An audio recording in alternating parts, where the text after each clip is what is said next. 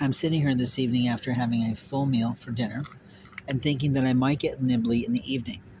I'm asked by a pal to go and get some pizza.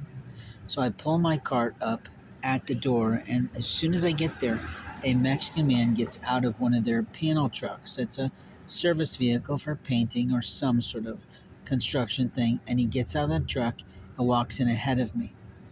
Now, that's sort of typical for the age demographic of 20s to 30s, but there's also a selfish nature to it. I'm pretty sure he said something to the girl inside the store because as soon as I started to make my way towards the door, she picked up the outside sign, despite the fact she's seen me there in front of her business. And she goes in the door, and I have to stop her to say, "Are you closed?" Because I want to get a pie.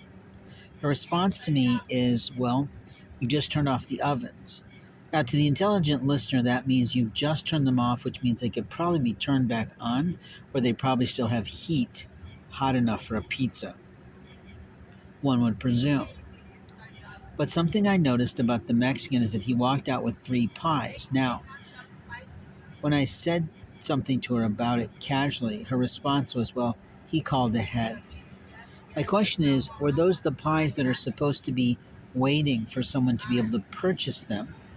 Or were they not producing additional pies because of a company policy that says at this time we stop having things in the ovens to prevent the excess of wasted food?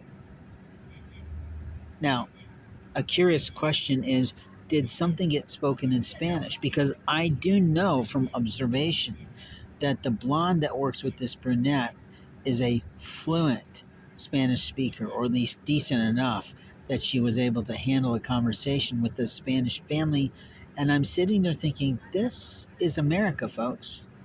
We don't need to be placating that community that don't speak English.